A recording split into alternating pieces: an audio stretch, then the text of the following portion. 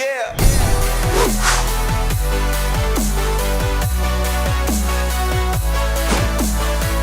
Welcome back to the Gridiron Expert.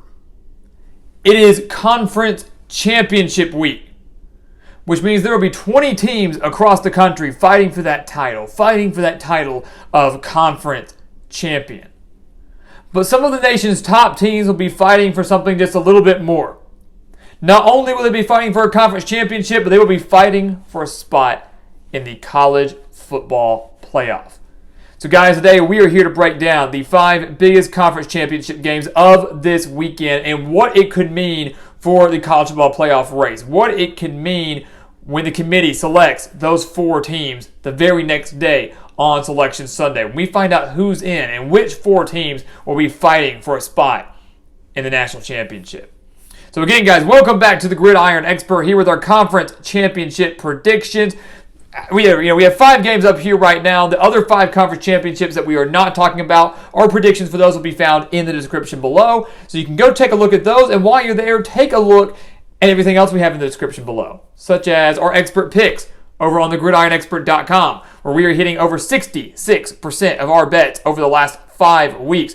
We have one of the best marks against the spread in the entire country, and our picks are out there for one of the lowest prices in the entire country. So go take advantage of that, guys. Go join our team. It's a year-long subscription, so if you buy now, you get it through the end of November of next year. It is one of the best deals and best offers you're going to find out there, so take advantage of it. And take advantage of that while taking advantage of MyBookie. Our promo code GridExpert can be found there with the link to MyBookie, and you can get a 100% sign-up bonus if you sign up today. So make sure to go sign up for all those things, guys, because look, everything there is to help you make a little extra cash, and who doesn't want that extra cash during this holiday season? So go help us help you. Again, we're in the spirit of giving. We're trying to help out. So go take advantage of it while having some fun, making some money, and watching some football along the way. So check it all out, again, down in the description below. So let's take a look at our first game up here, guys. Our first 2 games are the Big 12 Championship and the SEC Championship. As you can see, we are not projecting a winner for those games right now because those are our games of the week. So we will have an Alabama-Georgia prediction out tomorrow on Wednesday. We will have a Baylor-Oklahoma State video out on Thursday. Those will be deeper, in-depth videos, and at the end of those videos, we will be breaking down who we believe wins those games, who we have winning the Big 12, who we have winning the SEC. But we're going to give you a sneak preview for both right now. And we'll start with Baylor and Oklahoma State. Remember, these rankings are based on the AP poll, not the playoff committee because they haven't released theirs yet, based on the AP poll as of right now. But this is a big game, guys. Oklahoma State has an opportunity to win the Big 12 for the first time since 2011. Oklahoma State has a chance to make the college football playoff. If Oklahoma State wins this game, the committee is going to be very hard-pressed to not get them in. It'd be very difficult to leave out a one-loss Big 12 champion who's beaten Baylor not once, but twice. Because remember, Oklahoma State did beat Baylor earlier in the year 24-14 behind 219 total rushing yards. The Cowboys did that despite committing 3 turnovers. This, at the end of the day, guys, is a battle between Baylor's offense, a Baylor offense that's averaging 218.6 passing yards per game and 227.4 rushing yards per game, against Oklahoma State's defense that's allowing just 16.4 points per game and just 91.5 rushing yards per game. Baylor is very, very balanced, one of the best balanced teams in the country, but how will their offense fare again against this Oklahoma State defense that has been one of the best in the country? Quietly, but has been one of the best in the country.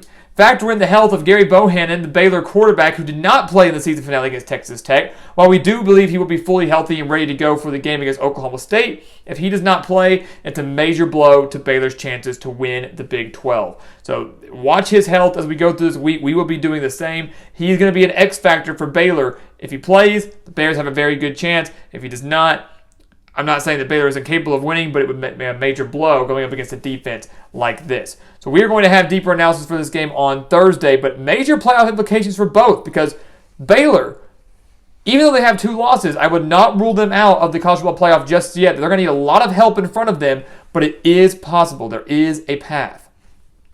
SEC, this is the game of the week. How can it not be? Number 1, Georgia. Number 4, Alabama. It feels like a playoff game, and it's not. It's actually a playoff elimination game for Alabama. Georgia is a lock in the SEC Championship. Georgia is a lock for the college football playoff. They win this game, obviously they're in. They lose this game to Alabama. Georgia's not going to be the number 1 seed, but they're still going to the playoffs. Georgia's 12-0. They've been the most dominant team all year long. So regardless of what happens in this game, the Bulldogs will be going to the college football playoff. Alabama, meanwhile, they have to win this game. Alabama has to find a way to beat Georgia to get to the playoff. If they don't, it's going to be very hard for the committee to put in a 2-loss Alabama team who didn't even win their conference. Even if there's other help, even if Michigan were to lose to Iowa, even if Cincinnati were to lose to Houston, other things could happen. It would still be difficult for the committee to put in a 2-loss Alabama team. That's why this game is a must-win, obviously, for the Crimson Tide, to make sure there's no doubt, and to make sure they don't even risk missing out on the playoff. But here's the thing. Alabama has not been the Alabama that we're used to seeing. The last 3 SEC games they've played have all been decided by 1 possession. 6 points to LSU, 7 to Arkansas, just recently 2 points to Auburn in triple overtime. You can't say the same for Georgia. Georgia has been blowing people out left and right. And so the $1 million question is kind of similar to what we just talked about with Baylor and Oklahoma State is, can Alabama's offense, an Alabama offense that's averaging 42.3 points per game, an Alabama offense that's averaging 492.2 yards per game, can they move on a Georgia defense that's giving up just 230.4 total yards per game? 230.4 total yards per game. Can Bama's offense get the ball rolling literally against this Georgia defense? Georgia has come so close to taking down Alabama in years past. A couple of years ago in the national championship, the next year in the SEC championship, Nick Saban finally lost to a former assistant earlier this year in Jimbo Fisher. Will it happen twice in a single season to Kirby Smart this time in Atlanta? We will have a prediction for that tomorrow, Wednesday, for the SEC championship. Moving on to the American Athletic Conference, number 16 Houston at number 3 Cincinnati. This is one of the tougher tests for the Bearcats, guys. Cincinnati, most recently, based on the committee, is in. The committee ranked Cincinnati 4th in their last set of rankings last week, which means that, in theory, if Cincinnati wins this game, the Bearcats will become the first Group of 5 team to make the college football playoff, and that would be huge. Huge for Cincinnati, huge for just the Group of 5 as a whole, right? Other things can happen. But if Cincinnati wins, it's going to be very difficult for the committee to leave out a 13-0 Cincinnati team, who, yes, does have a road win at Notre Dame and would have a couple other ranked wins on their resume, including this win over Houston. But this is a tough test because Houston matches very well with Cincinnati. Listen to the numbers. Houston averaging 38.8 points per game. Cincinnati averaging 39.6 points per game. Houston averaging 421.7 yards per game, led by Clayton Tune, who has thrown for over 3,000 yards and 26 touchdowns. Cincinnati is averaging 430.4 yards per game, led by Desmond Ridder, who's thrown for over 3,000 yards and 27 touchdowns, and Jerome Ford, who's rushed for over 1,000 yards and 17 touchdowns. Defensively, Houston is allowing just 19.8 points per game and 289.5 total yards per game.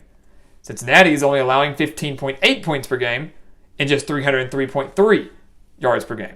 Statistically, guys, these two teams line up very, very well. They are almost dead even. Houston comes into this game winning 11 straight games since their season-opening loss to Texas Tech. They lost that game. They have won every game since. They're hot. They're playing well. Defensively, they're extremely underrated. They have what it takes to slow down the Cincinnati offense, and they have the offense to exploit the Cincinnati defense.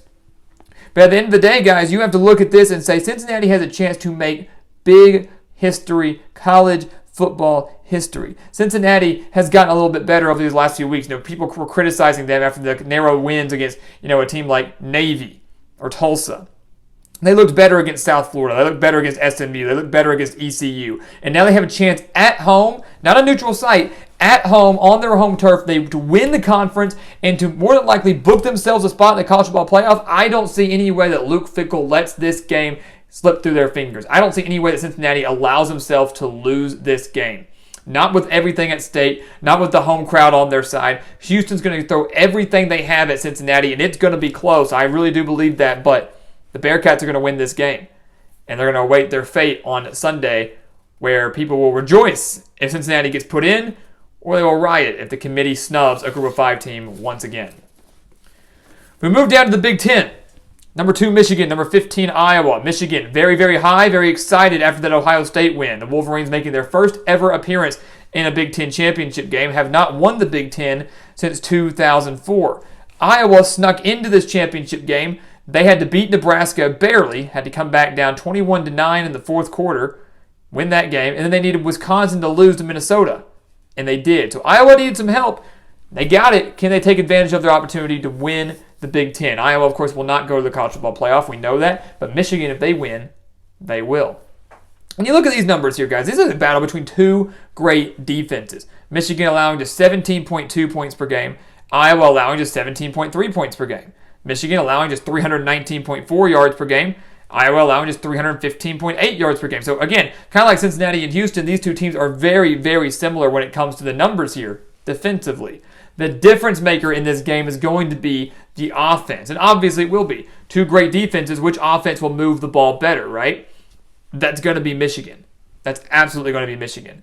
The Wolverines are averaging 37.3 points per game. Iowa is averaging just 25.7 points per game.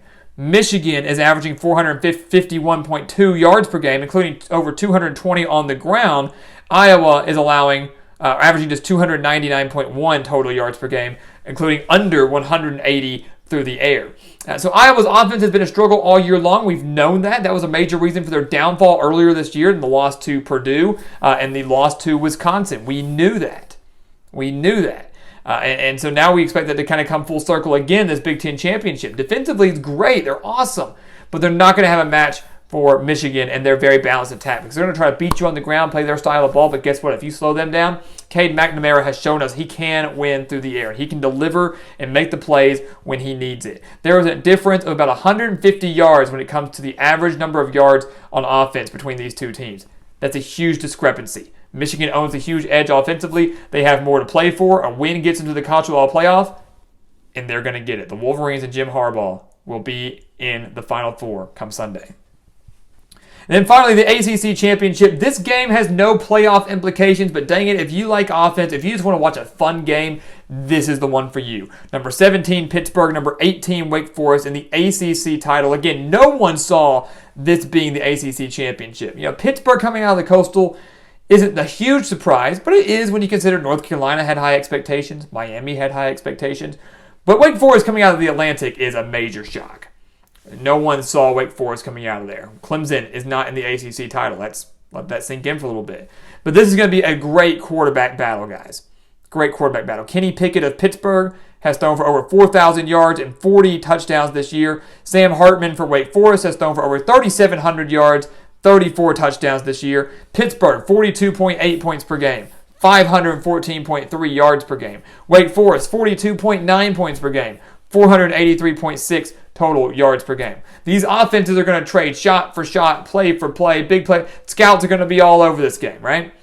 But again, kind of like the Michigan-Iowa game, there is one key difference. There is one clear-cut edge for Pittsburgh or Wake Forest in this game, and it's the defense. Defense is going to have to step up to slow down these offenses. And who owns the edge there? It's Pittsburgh.